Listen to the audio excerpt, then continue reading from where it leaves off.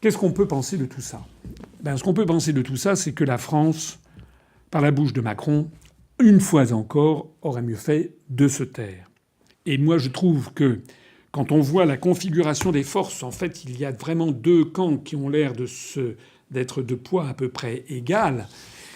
C'est de la folie. C'est de l'inconscience que de soutenir un camp contre l'autre.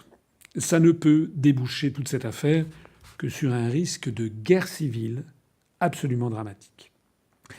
Je trouve donc que M. Macron aurait vraiment mieux fait de la fermer, encore une fois, et de s'inspirer de ce qu'essaie de faire le Vatican, le Saint-Siège. Le Venezuela est un pays très catholique, bien entendu.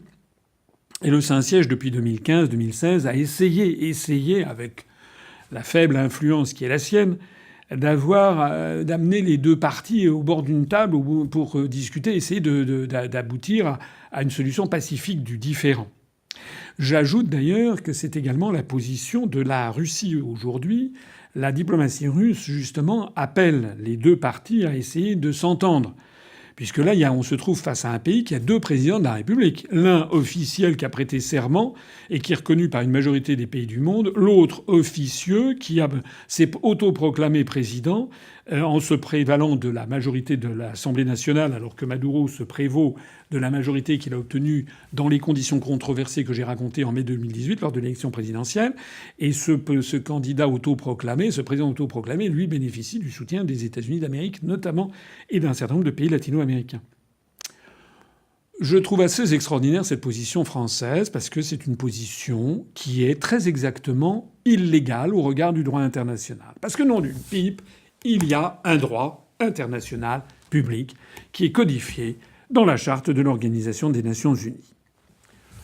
Que dit la Charte des Nations Unies? Elle dit dans son article 2, alinéa 7, « Aucune disposition de la présente charte de l'ONU, qui a été signée en 1945 à San Francisco, donc cet article 2, alinéa 7, dit « Aucune disposition de la présente charte n'autorise les Nations unies à intervenir dans des affaires qui relèvent essentiellement de la compétence nationale d'un État, ni n'oblige les membres à soumettre des affaires de ce genre à une procédure de règlement au terme de la présente charte. » C'est ce que l'on appelle la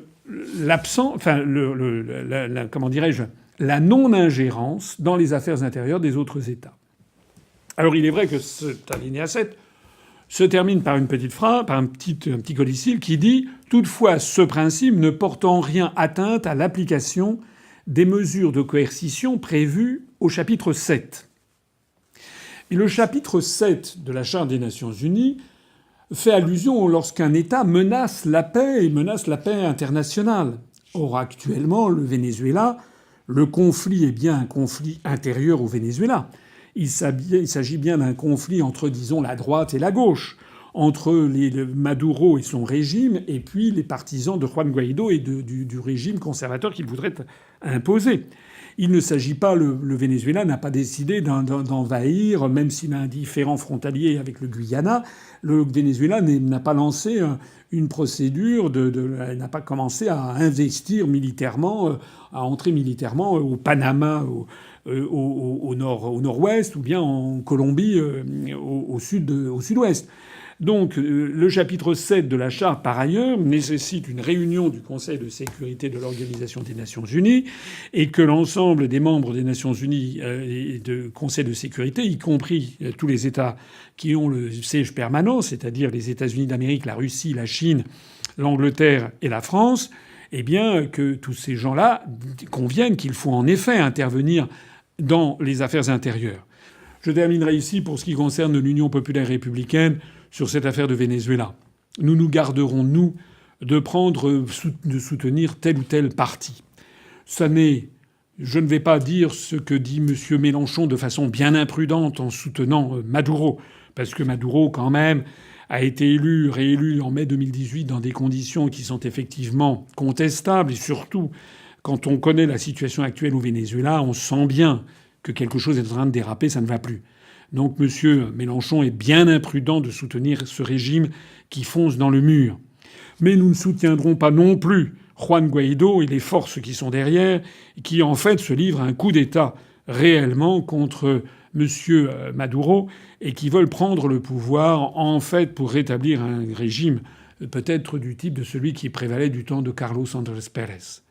Ce que l'UPR, nous disons, et ce que je ferais si j'étais moi président de la République, c'est que je dirais la même chose que le pape François ou que Vladimir Poutine, c'est-à-dire que j'appellerais toutes les parties présentes à la raison. Je demanderais à ce qu'il n'y ait aucune ingérence internationale au Venezuela.